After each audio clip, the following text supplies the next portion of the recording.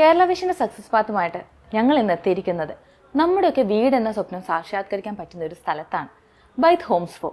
ഇവിടെ നമ്മൾ പരിചയപ്പെടാൻ പോകുന്നത് മാനേജിംഗ് ഡയറക്ടർ ഫസൽ റഹ്മാനെയാണ്. അദ്ദേഹത്തിൻ്റെ വിശേഷങ്ങളിലേക്ക് പോകാം.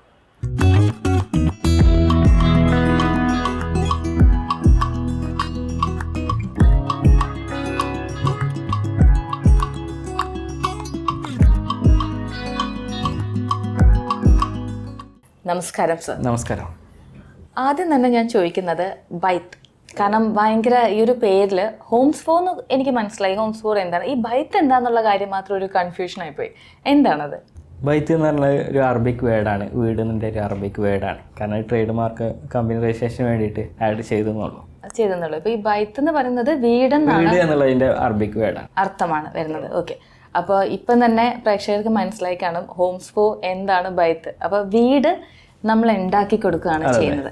അപ്പോൾ ഏത് രീതിയിലാണ് നമ്മളൊരു വീട് ഉണ്ടാക്കി കൊടുക്കുന്നത്? അപ്പോൾ ഇന്നത്തെ കാലം ഒരു വീട് എന്ന് പറയുന്ന സ്വപ്നം തന്നെ എല്ലാവർക്കും ഭയങ്കര ടെൻഷനാണ്, കഷ്ടപ്പാടാണ്. കാരണം ഒരുപാട് കടബാധ്യതകൾ വരുന്നൊരു കാര്യമാണ്. ഇവിടെ അതിൽ നിന്നൊക്കെ വ്യത്യസ്തമായിട്ടാണ് ഹോംസ് ഫോർ ചെയ്തു കൊടുക്കുന്നത്. ഏത് രീതിയിലാണത്?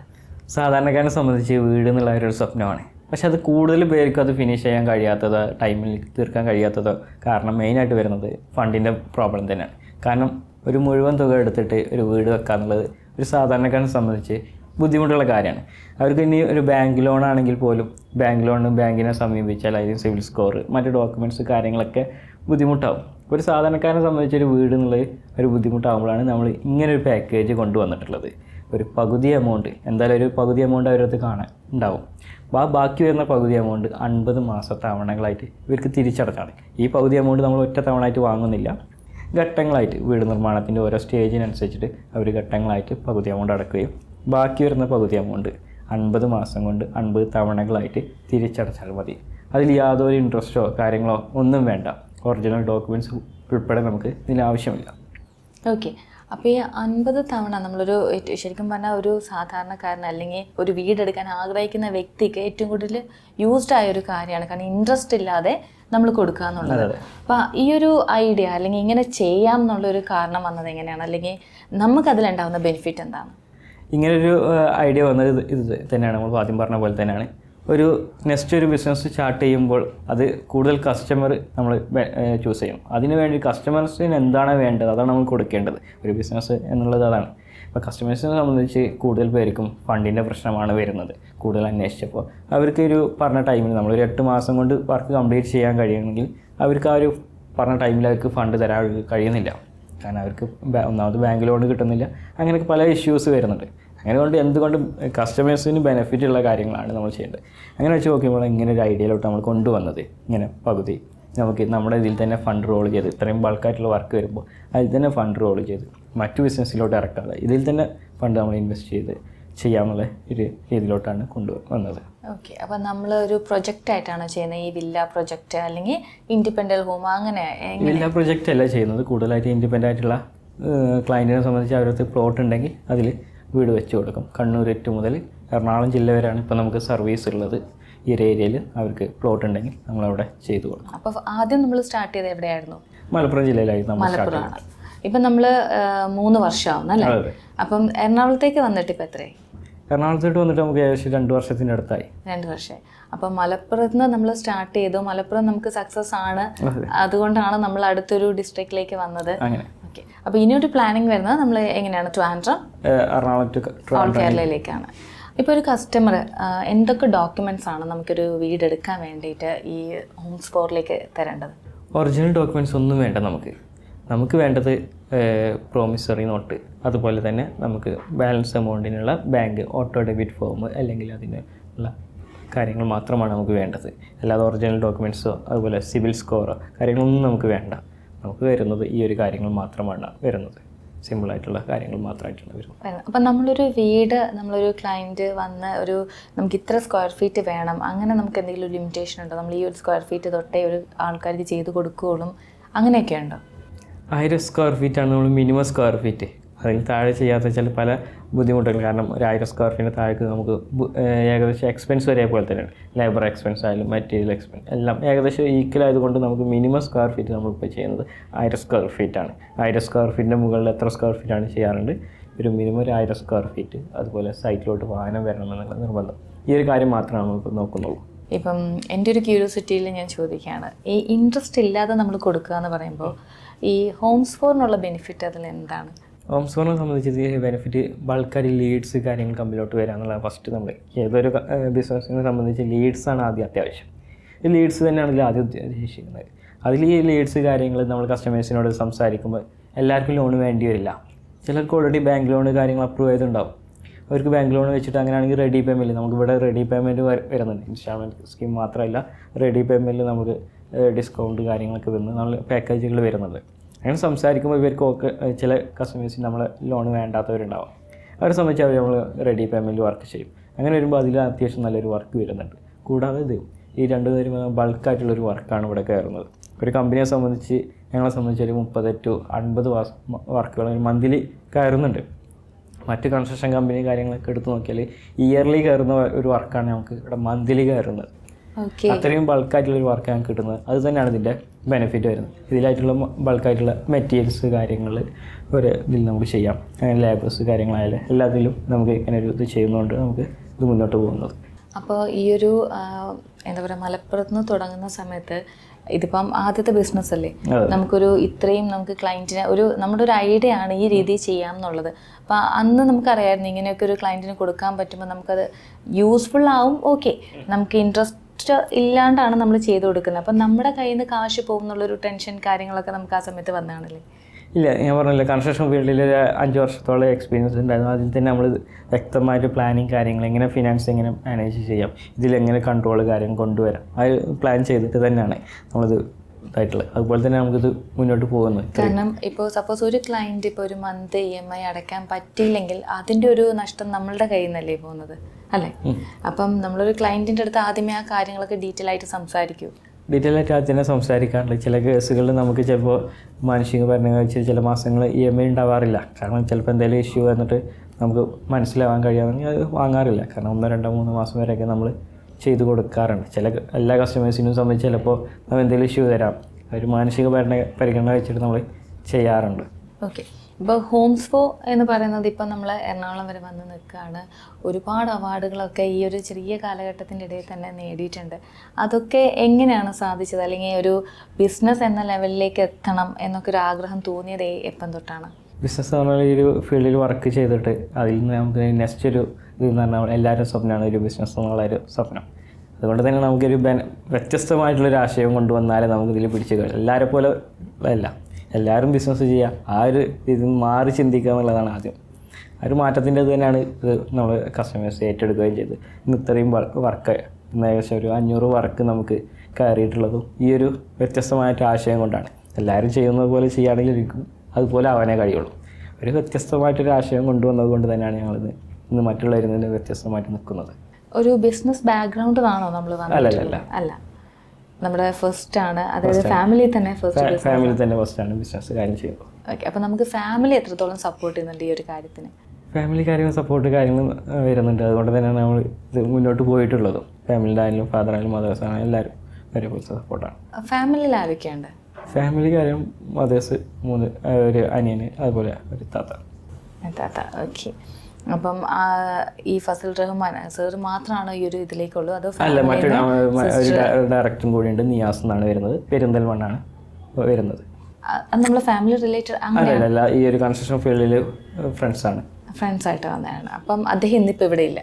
ഇല്ല, അദ്ദേഹം പെരിന്തൽമണ്ണ ഓഫീസിലാണ്, ഞാൻ എറണാകുളം ഓഫീസിൽ നോക്കുന്നു. ഓക്കെ, രണ്ട് ഡിപ്പാർട്ട്മെൻറ്റാണ്. ആൾ ഓപ്പറേഷൻ കാര്യങ്ങൾ നോക്കുന്നു, ഞാൻ മാർക്കറ്റിങ്ങും ബ്രാൻഡിങ് കാര്യങ്ങൾ ശ്രദ്ധിക്കുന്നു. ആ വ്യത്യാസം. ഹോംസ് ഫോറിൻ്റെ നെക്സ്റ്റ് പ്ലാനിങ് എന്തൊക്കെയാണ്? ഹോംസ് ഫോറിൻ്റെ നമ്മളിപ്പോൾ പറഞ്ഞല്ലോ, നമ്മുടെ ഒരു ആപ്ലിക്കേഷൻ നമ്മളിപ്പോൾ ഇത് ഇത്രയും 500 സൈറ്റ് എന്ന് പറഞ്ഞാൽ അതിൽ ഏകദേശം 260 സൈറ്റ് റണ്ണിങ് ആണ്.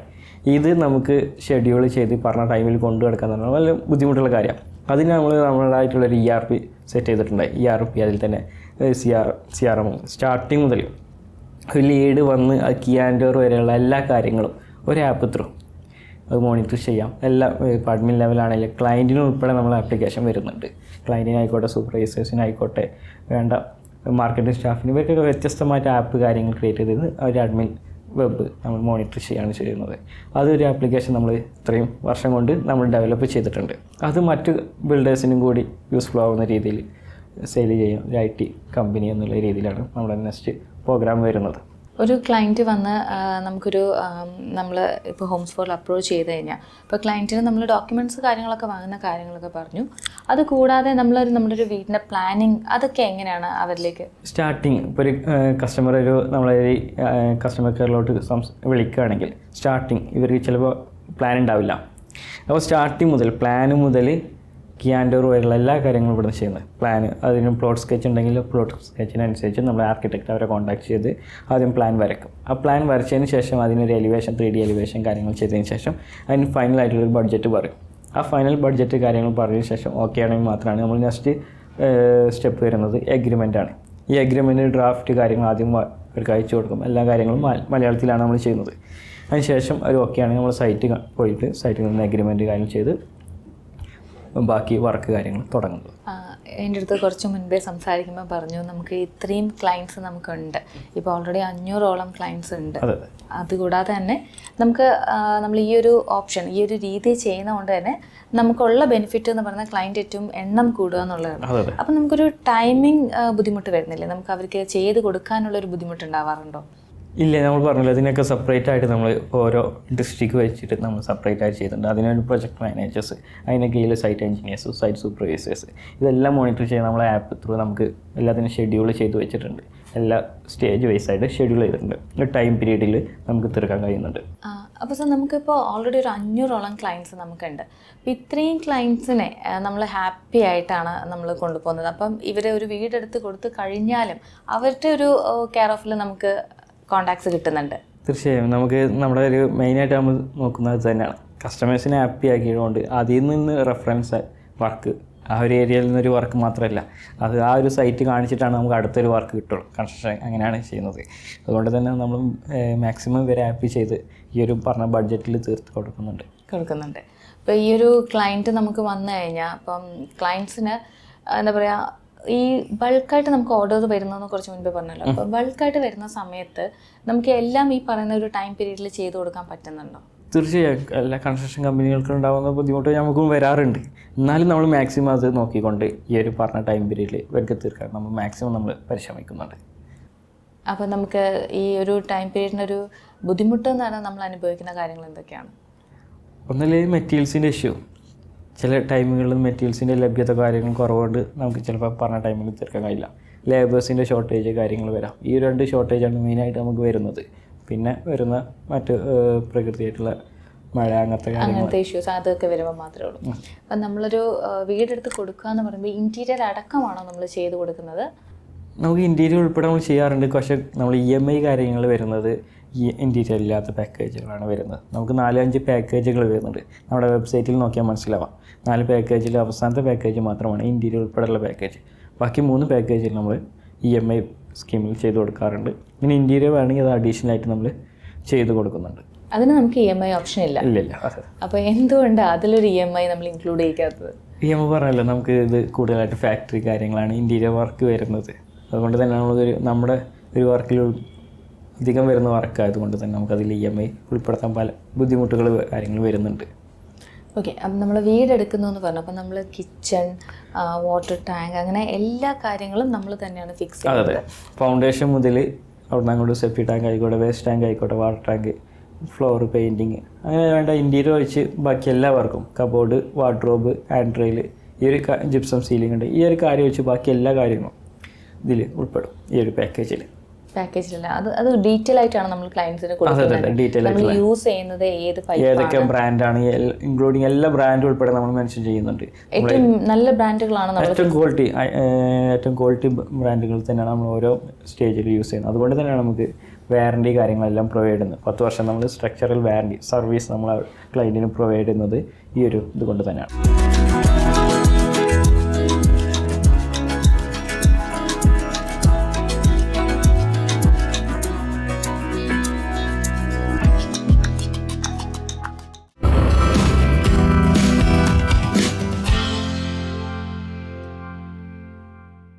നമുക്ക് ക്ലയൻസ് ഏറ്റവും കൂടുതലുള്ളത് പുറത്തുള്ള ആൾക്കാരാണോ അതോ നമ്മുടെ ഈ കേരളത്തിലുള്ള ആൾക്കാരാണോ?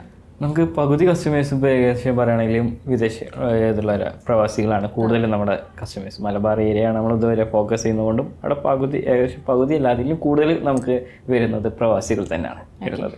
അപ്പോൾ ഈ വീടെടുക്കുന്ന കാര്യങ്ങൾ അവർക്ക് എങ്ങനെയാണ് എല്ലാം പെട്ടെന്ന് തന്നെ ആക്സസ് ചെയ്യാൻ പറ്റുന്നത്? അതുകൊണ്ട് തന്നെ നമ്മുടെ ആപ്ലിക്കേഷൻ്റെ കാര്യം പറഞ്ഞല്ലോ. ആപ്ലിക്കേഷനിൽ ഇവർക്ക് A to Z ഒരു സ്റ്റാർട്ടിങ് പ്ലാൻ ഉൾപ്പെടെ നമുക്ക് ആപ്പ് ഡൗൺലോഡ് ചെയ്ത പ്ലാൻ ഉൾപ്പെടെ നമുക്ക് അതിൽ കാണാൻ കഴിയും. പ്ലാനായാലും അതിൻ്റെ എലിവേഷൻ അതിൻ്റെ ബഡ്ജറ്റ് ഉൾപ്പെടെ നമുക്ക് കാണാൻ കഴിയും. അത് മുതൽ എൻഡ് വരെയുള്ള എല്ലാ കാര്യങ്ങളും നമ്മൾ ആപ്പ് ത്രൂ ഇവർക്ക് മോണിറ്റർ ചെയ്യാം. അതിൽ ലൈവ് ക്യാമറ ആക്സസ് ഉൾപ്പെടെ വരുന്നുണ്ട്. കൂടാതെ നമുക്ക് സൈറ്റിൻ്റെ ഷെഡ്യൂള് ഓരോ മന്തിൽ എത്ര വർക്ക് ഷെഡ്യൂൾ കാര്യങ്ങൾ, അതുകൂടെ സൈറ്റിൻ്റെ ഫോട്ടോസ് ആയിക്കോട്ടെ വീഡിയോസ് ആയിക്കോട്ടെ പേയ്മെൻറ്റിൻ്റെ റിപ്പോർട്ട്സ് കൂടാതെ സൈറ്റ് റിപ്പോർട്ട്സ് ഇങ്ങനെ വേണ്ട എല്ലാ കാര്യങ്ങളും A to Z കാര്യങ്ങളും നമ്മളിതിൽ.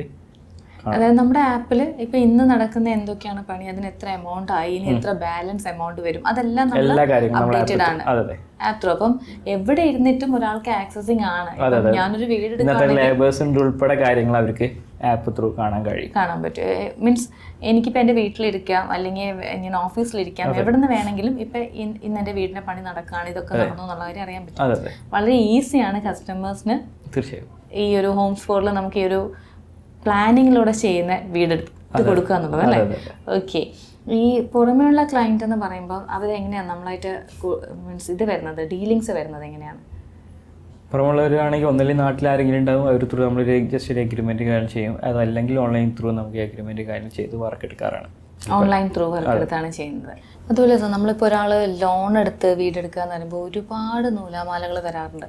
അതായത് നമ്മളൊരു ബാങ്കിൽ ചെന്ന് അപ്രോച്ച് ചെയ്യുമ്പം ബാങ്കുകാർ നമ്മളടുത്ത് ചോദിക്കുന്ന ഡോക്യുമെൻറ്റ്സ്, ഇതിന് പുറകെ നമ്മൾ നടക്കുക, ഇങ്ങനെ ഒത്തിരി പ്രശ്നങ്ങളാണ് ശരിക്കും പറഞ്ഞാൽ ഒരു വീടിനെ സംബന്ധിച്ച് നമ്മൾ ഫേസ് ചെയ്യുന്നത്. പിന്നെ നമുക്ക് എത്രയാണോ എമൗണ്ട് തരുന്നത് അതിൻ്റെ ഇരട്ടിയോളം നമ്മൾ പേയ്മെൻറ്റ് ചെയ്യും വേണം. ഈ ഹോംസ്ഫോറിൽ നമുക്ക് ഇതൊന്നും ബാധിക്കുന്നില്ല. അപ്പം നമുക്ക് ഒരാളുടെ പ്രൊഫൈൽ കിട്ടുക, ആ പ്രൊഫൈൽ നമ്മൾ സിബിൽ സ്കോർ ഉണ്ടെന്ന് നോക്കുന്നില്ല, അല്ലെങ്കിൽ ആ ആൾ നമുക്ക് ഒരു 60% എമൗണ്ട് തന്നാൽ നമ്മൾ ബാലൻസ് എമൗണ്ട് നമ്മൾ ഇൻട്രസ്റ്റ് പോലും ഇല്ലാതെയാണ് നമ്മൾ ചെയ്തു കൊടുക്കുന്നത്. അപ്പോൾ ഈ ഒരു സാറ്റിസ്ഫാക്ഷൻ ഉണ്ട് നമ്മുടെ ഒരു ജോലിയിൽ നമ്മൾ ഇത്രയും ചെയ്തതിൻ്റെ. ആ ഒരു ഹാപ്പിനെസ് എങ്ങനെയാണ്? പറഞ്ഞാൽ ബാങ്ക് ലോണ് പിന്നാലെ പോകണമെങ്കിൽ മിനിമം 2 മാസമെങ്കിലും അതിൻ്റെ പിന്നാലെ നടക്കണം. അതിൻ്റെ ഡോക്യുമെൻറ്റ്സ്, ഇതിന് എടുക്കുന്ന എമൗണ്ടിനുള്ള തുല്യമായിട്ടുള്ള ഡോക്യുമെൻറ്റ്സ് കാര്യങ്ങൾ, അതിൻ്റെ ബാക്കി സിവിൽ സ്കോർ ആയിക്കോട്ടെ മറ്റു ഡോക്യുമെൻറ്റ്സ് ഒക്കെ എങ്ങനെ പോലും നമുക്ക് അതിൻ്റെ പിന്നാലെ എല്ലാ കാര്യങ്ങളും മിനിമം 2 മാസമെങ്കിലും നമുക്ക് എടുക്കും. ഇവിടെ നമുക്കൊരു 1 വീക്ക് കൊണ്ട് തന്നെ നമുക്കത് കംപ്ലീറ്റ് ചെയ്യാൻ കഴിയും. 1 വീക്കേ വേണ്ടു. 1 വീക്ക് കൊണ്ട് നമ്മൾ ജസ്റ്റ് കസ്റ്റമേഴ്സ് സംസാരിച്ച് ഇവർ ഈ 60% കാര്യങ്ങൾ ഫണ്ട് കാര്യങ്ങൾ പറഞ്ഞ് പ്ലാൻ കാര്യങ്ങൾ വരക്കേണ്ട ടൈമേ വരുന്നുള്ളൂ. പിന്നെ ഒരാൾ അപ്രോച്ച് ചെയ്ത് കഴിഞ്ഞാൽ ഒരാഴ്ച കൊണ്ട് ഇൻ കേസ് ഇനി പ്ലാൻ കാര്യങ്ങളൊക്കെ ഉണ്ടെങ്കിൽ പിറ്റേ ദിവസം നമുക്ക് എഗ്രിമെൻറ്റും കാര്യം ചെയ്ത് വർക്ക് തുടങ്ങാവുന്നതാണ്. അതിന് യാതൊരു ബുദ്ധിമുട്ട് കാര്യങ്ങൾ വരുന്നില്ല ഇവിടെ. നമുക്ക് ആ ഒരു ടൈം പീരീഡ് മാത്രമേ ഉള്ളൂ. മാക്സിമം പോയി കഴിഞ്ഞാൽ ഒരാഴ്ച, കഷ്ടിച്ചൊരു 7 ദിവസം എന്ന് വേണമെങ്കിൽ നമുക്ക് കൂട്ടാം. അതിനപ്പുറത്തേക്ക് ഒരാൾ ഇതിന് പുറകെ നടക്കണ്ട. നെക്സ്റ്റ് ഒരു 7 days കഴിയുമ്പോൾ തന്നെ നമ്മൾ പ്രൊജക്ട് സ്റ്റാർട്ട് ചെയ്യാം. കാരണം പ്ലാൻ കാര്യങ്ങൾ ഉണ്ടെങ്കിൽ നമുക്ക് പ്ലാൻ വരക്കുന്ന ടൈം മാത്രമാണ് നമുക്ക് കൂടുതലായിട്ട് വരുന്നുള്ളൂ. അപ്പം പെട്ടെന്ന് വീട് വേണമെന്ന് പറഞ്ഞിട്ട് അങ്ങനെ അപ്രോച്ച് ചെയ്യുന്ന ആൾക്കാരുണ്ടോ? ഉണ്ട്. കാരണം ചില ടൈമുകളായിരിക്കും വർക്ക് സ്റ്റാർട്ട് ചെയ്യുമെന്ന് പറഞ്ഞ് വരുന്ന കസ്റ്റമേഴ്സും ഉണ്ട്. അവർക്ക് നമുക്ക് പ്ലാൻ കാര്യങ്ങൾ പെട്ടെന്ന് തന്നെ ചെയ്ത് അങ്ങനെ വർക്ക് എടുക്കാം. ഫസ്റ്റ് ടൈം നമ്മുടെ ഈ ഒരു എമൗണ്ട് അടക്കുക 60% ഒറ്റ തവണ വേണ്ട. അത് വർക്കിനനുസരിച്ച് സ്റ്റേജുകളായിട്ട് ഒരു 6 അല്ലെങ്കിൽ 7 സ്റ്റേജുകളായിട്ടാണ് 60% നമ്മൾ വാങ്ങുന്നത്. ഒറ്റ തവണ ആയിട്ടല്ല, അത് വർക്കിനനുസരിച്ചിട്ടാണ് വാങ്ങുന്നത്. ഓക്കെ. ആ ഒരു ടൈം പീരീഡ് നമ്മൾ കൊടുക്കുന്നുണ്ട്. ആദ്യമേ നമ്മൾ ഈ 60% എമൗണ്ട് നമ്മൾ പേ ചെയ്യേണ്ട.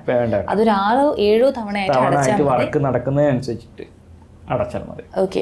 അപ്പം നമ്മളിപ്പോൾ ഒരു തറക്കല്ലിട്ട് തുടങ്ങുമ്പോൾ തൊട്ട് ഓരോ ഗഡുവായിട്ടാണ് നമ്മൾ എമൗണ്ട് വാങ്ങുന്നത്. ഓക്കെ. അത് കഴിഞ്ഞിട്ട് നമ്മൾ EMI ഓപ്ഷൻ തന്നെയാണ് കൊടുക്കുന്നത്. പിന്നെ എന്തൊക്കെ ഫെസിലിറ്റീസ് ആണ് നമ്മൾ കൊടുക്കുന്നത്? ഈ 2 ഇതാണ് വരുന്നത്. ഇതിൽ അഡീഷണൽ വരുന്നത് നമുക്ക് സബ്സിഡി വരുന്നുണ്ട്. അത് EMI സ്റ്റാർട്ട് ചെയ്തിട്ട് ഇൻ കേസ് അവരൊരു വർഷം കൊണ്ട് ക്ലോസ് ചെയ്യുകയാണെങ്കിൽ അതിൻ്റെ ലോൺ എമൗണ്ടിൻ്റെ 20% നമ്മൾ സബ്സിഡി ആയിട്ട് ഈ കസ്റ്റമേഴ്സിന് കൊടുക്കുന്നുണ്ട്. കൂടാതെ നമുക്ക് വാറണ്ടി പറഞ്ഞല്ലോ, 10 വർഷത്തെ സ്ട്രക്ചറൽ വാറണ്ടി സർവീസാണ് അത് പ്രൊവൈഡ് ചെയ്യുന്നത്. ഈ 10 വർഷം നമുക്ക് ആ സൈറ്റുകളിൽ നമ്മുടെ സർവീസ് ഉണ്ടാവും സ്ട്രക്ചറിന് വേണ്ടി. ഓക്കെ.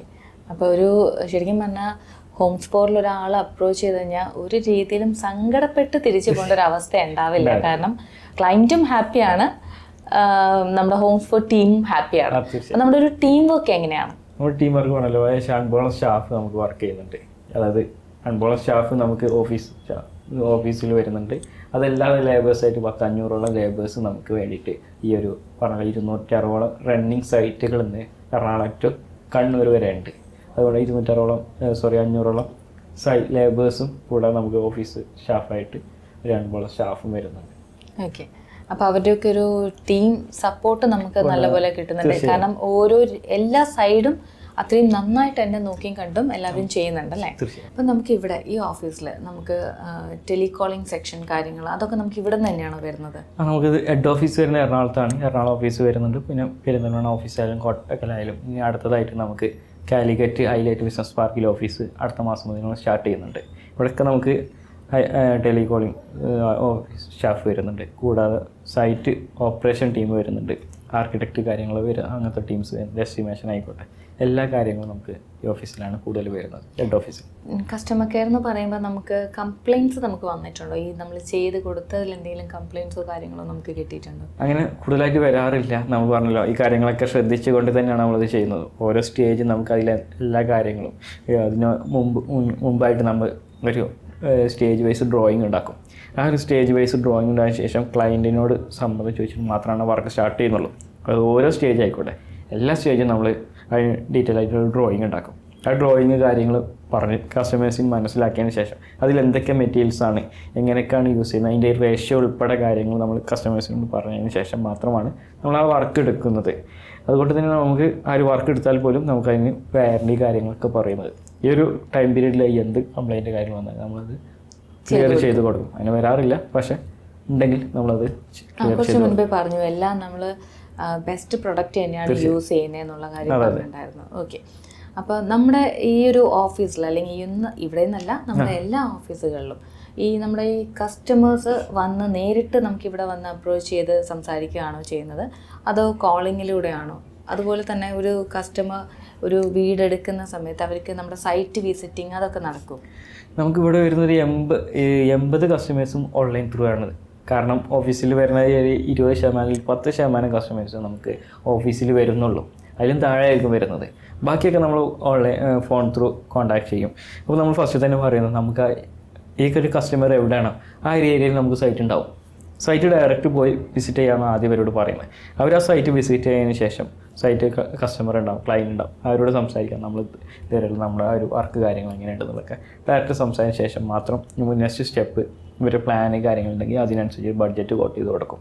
ആ ഒരു ബഡ്ജറ്റ് കോട്ടിങ് കാര്യങ്ങൾ ചെയ്ത് ഒരു എഗ്രിമെൻറ്റ് കാര്യങ്ങൾ ഡ്രാഫ്റ്റ് ആദ്യം അയച്ചു കൊടുത്തതിന് ശേഷം സൈറ്റിൽ പോയി സൈറ്റിൽ പോയിട്ട് കണ്ടതിന് ശേഷം എഗ്രിമെൻറ്റ് കാര്യം ചെയ്ത് വർക്ക് എടുക്കുന്നത്. നമ്മളൊരു വീട് നിർമ്മിച്ച് കൊടുക്കുക എന്ന് പറയുമ്പോൾ നമ്മൾ റിനോവേറ്റ് ചെയ്ത് കൊടുക്കുന്നുണ്ടോ? റിനോവേഷൻ കൂടുതൽ എടുക്കുന്നില്ല, മെയിനായിട്ട് പുതിയ വർക്കുകൾ മാത്രമാണ്. ഓക്കെ, റിനോവേഷൻ എന്താ നമ്മുടെ ഒരു പ്രൊജക്റ്റിലേക്ക് വരുത്താത്തത്?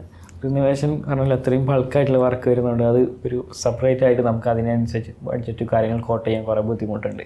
ആ സൈറ്റ് പോയി സൈറ്റ് വിസിറ്റ് ചെയ്ത് അതിനൊരു കോട്ട് ചെയ്യുമ്പോൾ കുറേ ടൈം പീരീഡ് നമുക്ക് നഷ്ടം വരുന്നുണ്ട്. അതുകൊണ്ട് ഇത്രയും വർക്ക് കാര്യങ്ങളുണ്ടായി അതിൻ്റെ ബുദ്ധിമുട്ട് കൊണ്ടാണ് നമ്മളത് എടുക്കാത്തത്.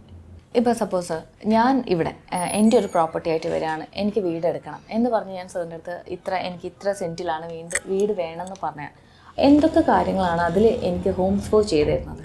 സ്റ്റാർട്ടിങ് മുതൽ പ്ലാൻ ഉൾപ്പെടെ അതിൻ്റെ എലിവേഷൻ അതാണ് നമ്മുടെ ഭാഗത്ത് നിന്ന് ഫസ്റ്റ് വരുന്നത്. പിന്നെ പെർമിഷനാണ് വരുന്നത്. പഞ്ചായത്തിൽ അല്ലെങ്കിൽ മുനിസിപ്പാലിറ്റി പെർമിഷൻ എടുക്കാന്നുള്ള അതിന് ഒരു ഡോക്യുമെൻറ്റ്സ് കാര്യങ്ങൾ ക്ലിയർ ആണെങ്കിൽ, അതായത് ഡാറ്റാ ബാങ്ക് അതുപോലെയുള്ള മറ്റ് പേപ്പേഴ്സ് എല്ലാം ക്ലിയർ ആണെങ്കിൽ നമുക്ക് ക്യാഷ് മാർക്കറ്റ് രജിസ്ട്രേഷൻ ഉൾപ്പെടെ കാര്യങ്ങൾ ഇവിടുന്ന് നമ്മുടെ ഭാഗത്തു നിന്ന് അതിന് സപ്പോർട്ട് ഉണ്ടാവും.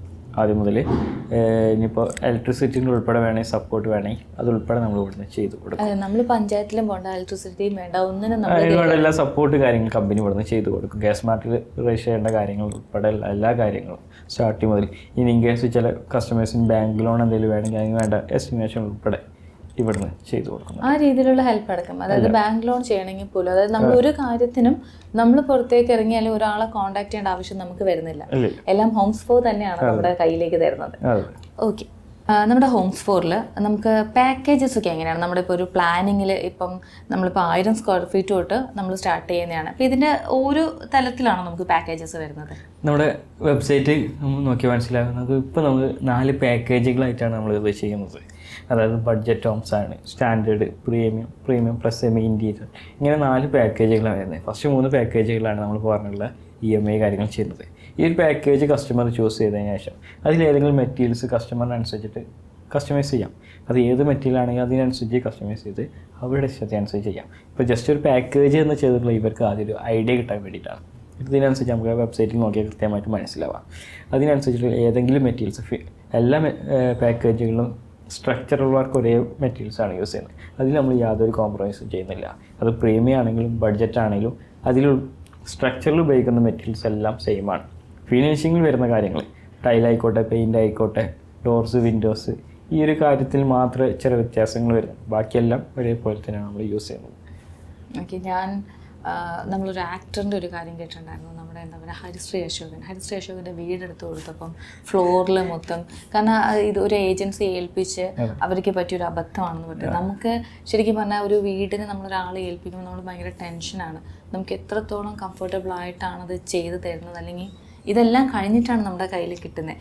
അപ്പോൾ ഇവിടെ നമ്മൾ വരുവാണെങ്കിൽ, ഹോംസ് ഫോറിൽ വരുവാണെങ്കിൽ ഒരു ടെൻഷനും നമ്മൾ അനുഭവിക്കേണ്ട. കാരണം ഇനിയൊരു കംപ്ലൈന്റ് എന്ന് പറഞ്ഞ കാര്യം പോലും നമുക്ക് ഉണ്ടാവില്ല എന്നാണ് നമ്മൾ ഉറപ്പ് പറയുന്നത്. സർവീസ് കാര്യം 10 വർഷത്തെ സർവീസ് ഉൾപ്പെടെ നമ്മൾ ഇതിൽ ഉൾപ്പെടും. കാരണം എപ്പോഴും നമ്മൾ പല ആൾക്കാരെ എക്സ്പീരിയൻസ്ഡ് ആണ് നമ്മൾ കേൾക്കുന്നത്, ഇങ്ങനെ സംഭവിച്ചു അങ്ങനെ സംഭവിച്ചു. സത്യം പറഞ്ഞാൽ വീടെന്ന് പറഞ്ഞ ഒരു ആയുസിന്റെ സ്വപ്നമാണ് എല്ലാവരുടെയും. കാരണം ആ ഒരു സ്വപ്നം നമ്മളൊരുപാട് കടത്തിലേക്കും നയിക്കും. അതുപോലെ തന്നെ നമ്മൾ ജീവിക്കുന്ന കാലം മൊത്തം ആ ഒരു ബാധ്യത ഏറ്റെടുക്കേണ്ട അവസ്ഥയാണ്. പക്ഷെ ഇവിടെ നമുക്ക് അതൊന്നുമില്ല. നമ്മൾ കടങ്ങളില്ലാതെ തന്നെ നമ്മൾ ചെയ്യാൻ പറ്റുന്നതാണ്. നമുക്ക് ഹോംസ് ഫോറിൽ മീൻസ് നമ്മൾ ഹോംസ് ഫോറിൽ വന്ന് അപ്ലൈ ചെയ്യാം അല്ലേ? എല്ലാവരും അവിടെ വന്ന് ചെയ്യാം. തീർച്ചയായിട്ടും നമുക്കൊരു സുന്ദര ഭവനം നമ്മൾ ചെയ്തു കൊടുക്കും. തീർച്ചയായും ഒരു സ്വപ്ന ഭവനം എന്നുള്ള ഒരുപാട് സ്വപ്നങ്ങൾ, അതായത് പല ആൾക്കാരുടെ സ്വപ്നങ്ങളാണ് ഹോംസ് ഫോറിൽ എത്തുന്നത്. അതെല്ലാം സന്തോഷത്തോടെ തന്നെ നമ്മൾ സഫലീകരിച്ച് കൊടുക്കുകയാണ് ചെയ്യുന്നത് അല്ലേ?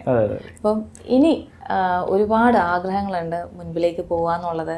കാരണം ഇപ്പം നമ്മൾ എറണാകുളം വരെ വന്ന് നിൽക്കുകയാണ്. ലോകം മൊത്തം അറിയപ്പെടട്ടെ എന്ന് തന്നെ ഞാൻ വിഷയമാണ് സാറിനെ. തീർച്ചയായിട്ടും ഇനിയും ഒരുപാട് വലുതായിട്ടൊരു അടുത്തൊരു ഇൻ്റർവ്യൂ നമ്മൾ തീർച്ചയായിട്ടും ഉണ്ടാവട്ടെ. തീർച്ചയായും. അപ്പം മറ്റൊരു സക്സസ് പാത്തുമായിട്ട് വീണ്ടും കാണാം. Thank you.